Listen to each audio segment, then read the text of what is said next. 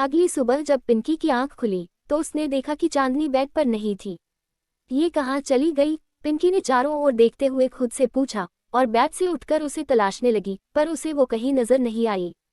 वो उठकर सिया के कमरे में आई तो सिया आराम से सो रही थी। पिंकी उसे उठाते हुए बोली, सिया उठ, चांदनी कहीं नहीं मिल रही है।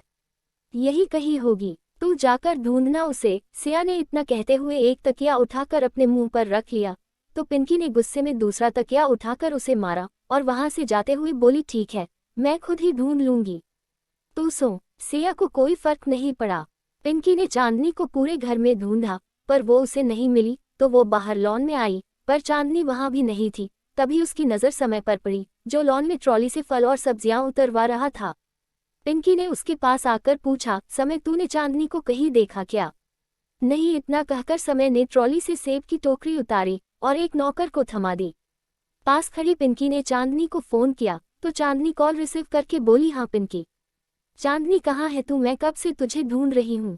और आज तू इतनी जल्दी कैसे उठ गई? पिंकी के इतना पूछते ही चांदनी एक टीले पर बैठकर बोली, आज पता नहीं आंख जल्दी कैसे खुल गई, तो मैंने सोचा कि क्यों ना मनाली की खूबसूरत सुबह को एंजॉय किया जाए, इसलिए घूमने निकल गई। पिंकी चिढ़कर बोली, तो मुझे भी उठा देती, मैं भी तेरे साथ चलती, यूं तू अकेले क्यों चली गई? अनजान जगह है। चांदनी मुस्कुरा दी और उठकर आगे बढ़ते हुए बोली, ये जगह मुझे कभी अनजान नहीं लगती पिंकी। ना तब लगी थी जब मैं यहाँ पहली बार आई थी और ना अब लगती है। पता नहीं क्यों, पर मुझे लगता है कि मेरा इस शहर से कोई खास रिश्ता है। शायद इसलिए ये शहर मुझे बार बार अपनी तरफ खींचता है। चांदनी, कभी कभी तेरी बातें मुझे समझ नहीं आती, इसलिए ये बकवास बंद कर और मुझे बता कि तू कहाँ है। मैं अभी वहाँ आ रही हूँ। पिंकी के इतना कहते ही चांदनी झट से बोली, कोई ज़रूरत नहीं है, क्योंकि मैं यहाँ अकेली नहीं हूँ, अभी है मेरे साथ और मैं थोड़ी देर में अपने आप वापस आ जाऊंगी। तभी अभी चीखा, चांदनी रुक क्यों गई? जल्दी आ, हमें 10 मिनट में वहाँ ऊंचाई पर पहुंचना है। हाँ आ रही हूँ, चांदनी चीखी और फिर फोन पर पिंकी से बोली, सुना, अभी मेरे साथ है। पिंकी ने सुकून की सांस ली और बोली, ठीक है, पर तुम दोनों जल्दी आ जाना। जो हुक्म मेरे आका। अब मैं फोन रख रही हूँ। इतना कहकर चांदनी ने कॉल कट किया और अभी के पीछे दौड़ पड़ी। इधर समय ने पिंकी का परेशान चेहरा देखकर कहा, अब बात हो गई ना चांदनी से तेरी, तो अब इतनी परेशान क्यों है? अभी है ना उसके साथ, वो उसका ख्याल रखेगा, तो टेंशन की क्या बात है? पिंकी ने कोई जवाब नहीं दिया और वहां से चली गई। समय उसे जाते देखकर मुस्कुराने लगा। इधर अभी और चांदनी दोनों पहाड़ी पर चढ़ रहे थे, पर कुछ ही देर में चांदनी थककर बैठ गई। अभी के भी कदम रुक गए। अभी अपने पैर के बल उसके पास बैठकर बोला, अभी से थक गई? अभी तो हमने आधा रास्ता भी तय नहीं किया है। मैं सच में बहुत थक गई हूँ अभी और नहीं चल पाऊंगी। चांदनी के इतना कहते ही अभी ने अपने बैग से एक स्टील की बोतल निकाली और उसे देते हुए बोला, ये ले, थोड़ी सी पी ले, एनर्जी आ जाएगी। चांदनी ने पहले बोतल की ओर देखा और फिर अभी को घूरते हुए पूछा, क्या है ये? शराब। और क्या होगा? अभी के इतना कहते ही चांदनी गुस्से में भर कि अभी तुम यहाँ भी ये लेकर आए हो? अभी बताती हूँ तुम्हें। चांदनी ने इतना कहा और बोतल फेंकने लगी, पर अभी बोतल को पकड़ते हुए बोला, अरे पागल हो गई है क्या? कॉफी है इसमें, तेरे लिए लाया था।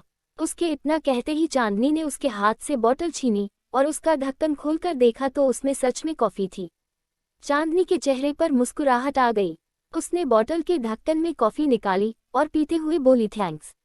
अभी ने उसके हाथों से बोतल ली और उससे टिककर बैठ गया। चांदनी ने कॉफी का एक घूंट ही पिया और बोली, कॉफी पीने के बाद महसूस हो रहा है कि मैं अभी भी जिंदा हूँ। शत प्यार चांदनी, अभी भी कॉफी पीते हुए बोला। चांदनी ने उसकी पीठ पर अपना सिर रखा और बोली, अभी मैं बहुत थक गई हूँ, अब और ऊपर गई तो ऊपर ही पहुंच जाऊंगी।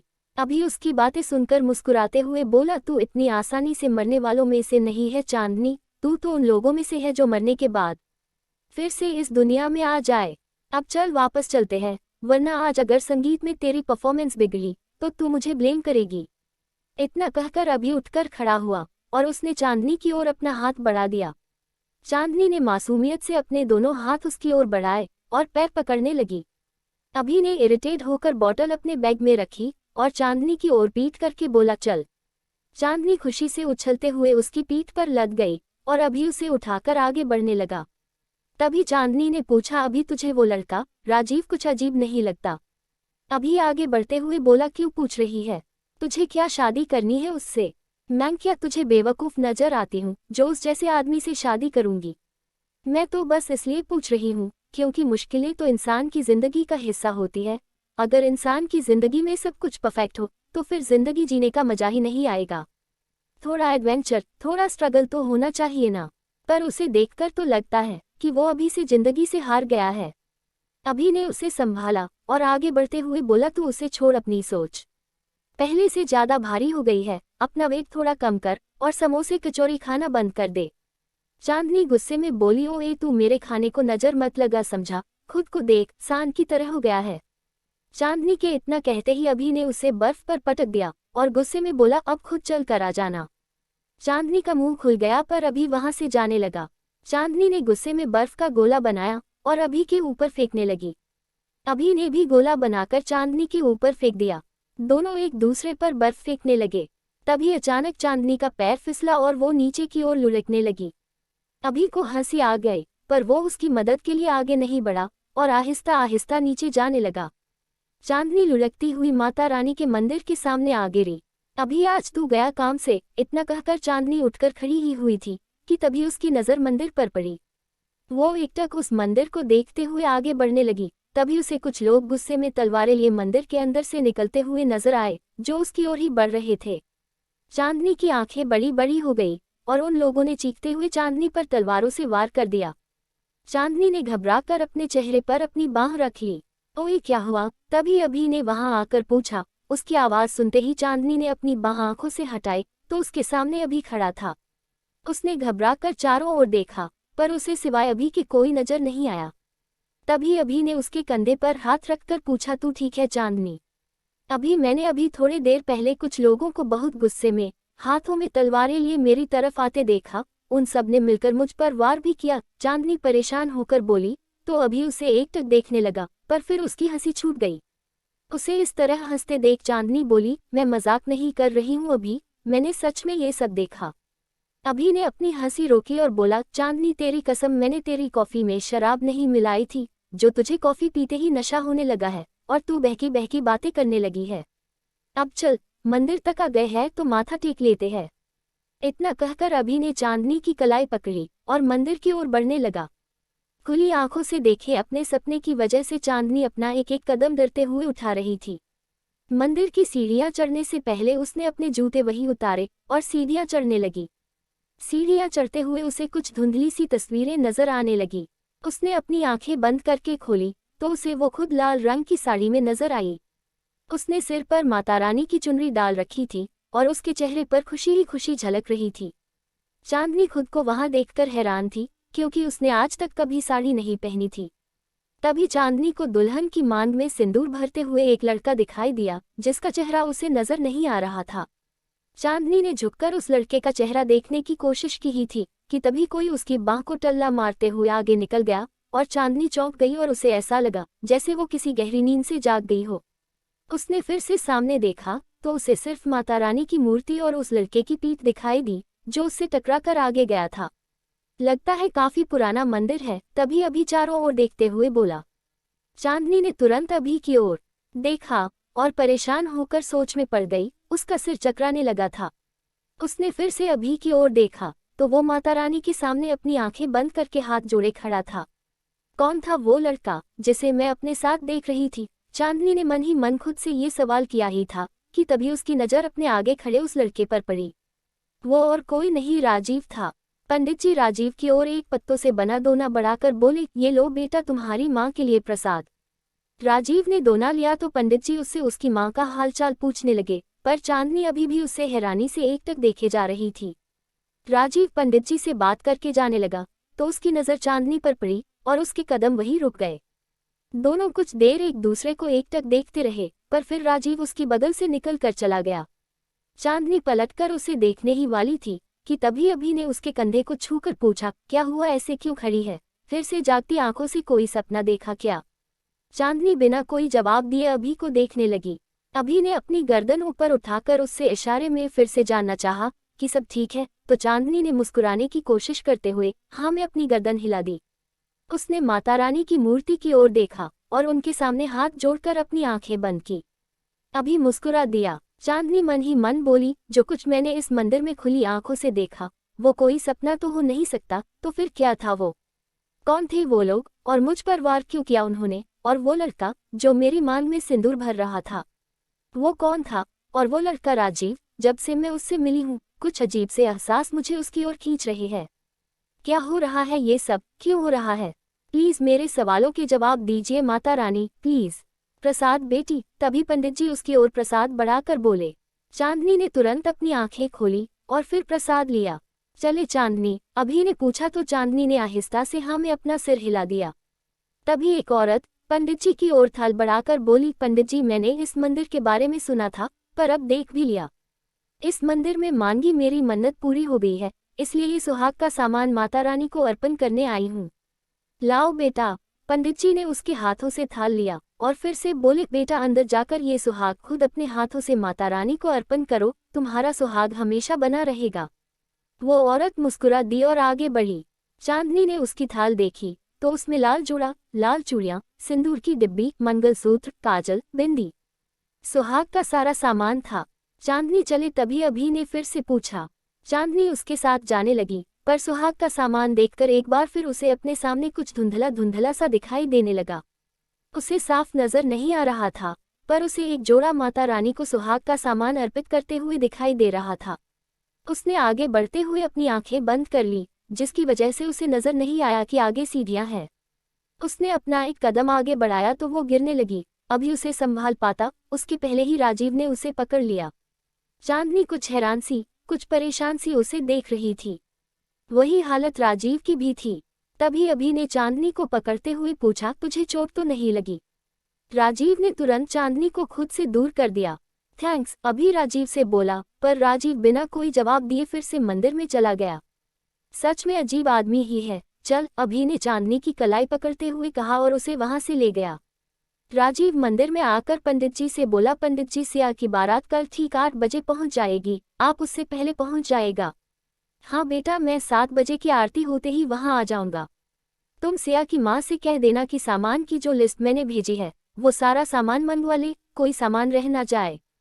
जी। इतना कहकर राजीव वहां से चला गया। वो सीढ़ियों से नीचे आया तो एक आदमी उसके सामने आकर खड़ा हो गया। राजीव, तुम्हारे लिए एक काम है, करोगे? उस आदमी ने पूछा। राजीव ने पलटकर मंदिर की ओर देखा और फिर उसकी ओर देखकर बोला, मेरे लिए पैसा ही मेरा भगवान है, अगर वो मिलेगा तो मैं किसी भी तरह का काम करने के लिए तैयार हूँ। वो आदमी मुस्कुराते हुए बोला, तो ठीक है, अपना सामान पैक कर लो क्योंकि परसों तुम्हें मुंबई जाना है। मुंबई? राजीव ने हैरानी से पूछा। तो वो आदमी उसके कंधे पर हाथ रखकर बोला, डोंट वरी, तुम्हें कोई गलत काम नहीं करना है। तुम एक आर्किटेक्ट हो और तुम्हें एक बड़ी सी कंपनी में अच्छी नौकरी की तलाश है और ये काम मुंबई जैसे बड़े शहर में बहुत आसानी से हो सकता है। मैं जो काम तुम्हें करने के लिए भेज रहा हूँ वो तुम्हें आर्किटेक्ट के रूप में एक पहचान दिलवा देगा। उसके बाद कामयाबी तुम्हारे कदम चूमेगी। मेरे पहचान के एक मित्र है जो अक्सर मुंबई से मनाली आया करते हैं और मेरा ही गेस्ट हाउस किराए पर लेते हैं। वो मुंबई में अपना एक घर बना रहे हैं। वैसे तो मुंबई में खुद की जमीन पर घर बनाना मिडिल क्लास लोगों के बस की बात नहीं है, पर मेरे मित्र को ये जमीन अपने पुरखों से विरासत में मिली है। जमीन छोटी है और तुम्हें उस छोटी सी जगह में एक ऐसा घर बनाना है जो 8 लोगों के लिए सफिशिएंट हो। प्लॉट का साइज? राजीव ने सवाल किया तो वो आदमी बोला, 12-30। राजीव 2 पल के लिए सोच में पड़ गया। तभी वो आदमी फिर से बोला, 8 लोगों में 3 कपल और 2 बच्चे भी है। मेरे काम की कीमत? तभी राजीव ने पूछा तो वो आदमी फिर से मुस्कुराया और बोला, कीमत तुम्हारी उम्मीद से ज्यादा ही मिलेगी, बशर्ते तुम्हारा काम मेरे दोस्त को पसंद आना चाहिए। तुम्हारे पास 2 दिन हैं ब्लूप्रिंट्स रेडी करने के लिए। वैसे मुझे पूरा यकीन है कि ये काम तुमसे बेहतर कोई नहीं कर सकता, इसलिए मैंने उनके सामने पूरे कॉन्फिडेंस के साथ तुम्हारा ही नाम लिया है। राजीव फिर से सोच में पड़ गया तो वो आदमी उसके कंधे पर हाथ रखकर बोला, बड़ा शहर है, मेहनती और तुम्हारे जैसे दिमाग वाले लोगों का बाहें फैलाकर स्वागत करता है। वहां जाओगे तो अपनी माँ का बेहतर इलाज करवा सकोगे। मुंबई पहुंचते ही एडवांस चेक मिल जाएगा तुम्हें। अब मैं चलता हूँ, परसों रेडी रहना। राजीव कुछ नहीं बोला, बस अपनी माँ के बारे में सोचने लगा। पर वो आदमी वहां से चला गया। उसके जाते ही राजीव मंदिर की सीढ़ियों पर बैठ गया और मन ही मन बोला, अगर मुझे अपने सपनों को सच करना है तो मुझे मुंबई जाना ही होगा। माँ को फिर से अपने पैरों पर खड़ा करने के लिए मुझे मुंबई से बेहतर शहर नहीं मिलेगा, पर माँ वो नहीं मानेगी। राजीव फिर से सोच में पड़ गया, पर फिर वो उठकर खड़ा हुआ और खुद से बोला, माँ इजाज़त दे या ना दे, पर मैं मुंबई जाने का मौका अपने हाथ से जाने नहीं दूंगा। मुझे मेरी माँ को अपने पैरों पर फिर से खड़ा करना है। उन्हें दुनिया की हर खुशी देनी है, इसलिए मैं मुंबई ज़रूर जाऊंगा। राजीव तेजी से मंदिर की सीढ़ियों से नीचे आया और अपने घर पहुंचा। घर का दरवाजा खुला हुआ था, वो अंदर आया। उसका घर बहुत ही छोटा सा था, सिर्फ एक ही कमरा था जिसमें एक छोटा सा किचन बना हुआ था। एक बेड था और एक पुराना सोफा रखा हुआ था। इसके अलावा घर में सिर्फ जरूरत का ही सामान था, कोई महंगी और शौकिया चीज नहीं थी उसके घर में। राजीव ने प्रसाद किचन के प्लेटफॉर्म पर रखा और फिर अपना फोन चार्जिंग पर लगाते हुए अपनी माँ को आवाज लगाई, माँ, माँ कहाँ है आप? यहाँ घर के पीछे हूँ राजू, उसकी माँ ने जवाब दिया। तो राजीव घर के पीछे के दरवाजे से बाहर आया। उसने देखा कि उसकी माँ व्हीलचेयर पर बैठी कैंची से पौधों की छटाई कर रही थी। उन्होंने हल्के गुलाबी रंग की साड़ी पहनी हुई थी और उस पर नीले रंग का शॉल ओढ़ रखा था। राजीव उनके पास आते ही बोला, माँ परसों मैं मुंबई जा रहा हूँ। उसके इतना कहते ही उसकी माँ के हाथ रुक गए और उनके हाथों से कैंची जमीन पर गिर गई।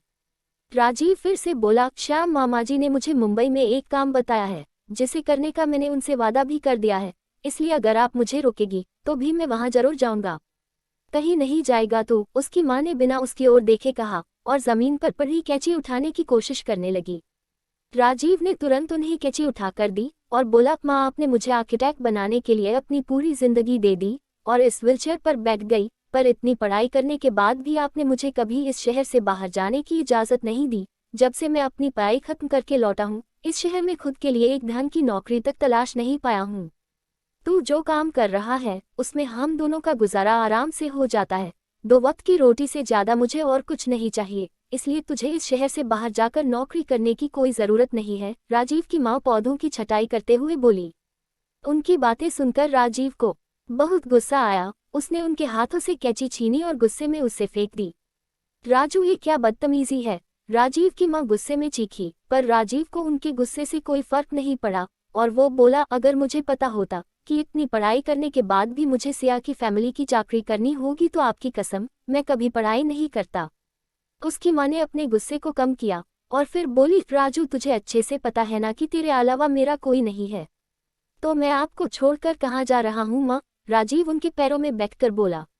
उसकी माँ परेशान होकर उसे देखने लगी तो राजीव फिर से बोला, माँ मुंबई पहुंचकर मैं सारा इंतजाम करके खुद आपको लेने आऊँगा। आप मेरे साथ रहेगी हमेशा। बहुत बड़ा शहर है वो, सबके सपने सच होते हैं वहां जाकर, वहां मेरे सपने भी सच होंगे और आपको भी बेहतर इलाज मिल सकेगा और बहुत जल्द आप खुद अपने पैरों से चल सकेगी। नहीं चलना मुझे अपने पैरों पर, मैं ऐसे ही खुश हूँ, पर अगर मेरे ना चलने की वजह से मैं तुझे बोझ लगने लगी हूँ तो कुसुम के घर चली जाती हूँ, उसे मुझसे कोई परेशानी नहीं होगी। अपनी माँ की बातें सुनकर राजीव गुस्से में उठकर वहां से चला गया। दोनों की बातें सुन रही कुसुम ने उसे रोकना चाहा, राजू बात सुन मेरी, राजू। पर राजीव नहीं रुका। उसके जाते ही उसकी माँ की आंखों से आंसू बहने लगे। कुसुम उसके पास आकर बोली, विद्या रो क्यों रही है? तू जानती है ना उसे, गुस्सा उसकी नाक पर रहता है, थोड़ी देर में गुस्सा उतर जाएगा तो खुद लौट आएगा। जानती हूँ कुसुम, पर ये नहीं जानती कि मैं और कितने दिन उसे इस शहर से बांधकर रख सकूंगी। आज नहीं तो कल, कल नहीं तो परसों, वो सपनों का शहर उसे अपने पास बुला ही लेगा। और अगर मेरा राजू मुंबई गया तो कभी लौटकर मेरे पास नहीं आएगा, विद्या बोली। उसकी बातें सुनकर कुसुम ने उसकी व्हीलचेयर पकड़ी और उसे घर के अंदर ले जाते हुए बोली, विद्या राजू अब बड़ा हो गया है और वो अपने बचपन की यादों को भी अपने जहन से मिटा चुका है, इसलिए तुझे घबराने की कोई ज़रूरत नहीं है। अगर ऐसा होता कुसुम तो उसे वो सपने कभी नहीं आते। अगर ऐसा होता तो वो शहर उसे अपने पास नहीं बुलाता। मैं राजीव को वहां नहीं जाने दूंगी, कोई नहीं है मेरा उसके अलावा, विद्या घबराहट में बोली। तो कुसुम ने मटके से एक गिलास पानी भरकर उसे दिया और उसके पास सोफे पर बैठकर बोली, राजू अब बच्चा नहीं है विद्या, अब उसकी अपनी एक सोच है और वो तेरी सोच का बोझ नहीं उठा पाएगा। जिस तरह का बचपन उसने जिया है उसके बाद वो उस घर में नौकरी कभी नहीं कर सकेगा। बहुत बड़े बड़े सपने देखने लगा है वो, और वो अपने सपनों को पूरा जरूर करेगा और तू चाहकर भी उसे रोक नहीं सकेगी, इसलिए जाने दे उसे। तेरा बेटा है वो और तुझसे बहुत प्यार करता है। वो तुझसे दूर कहीं नहीं जाएगा। कुसुम की बातें सुनकर विद्या सोच में पड़ गई। लेखिका कविता वर्मा।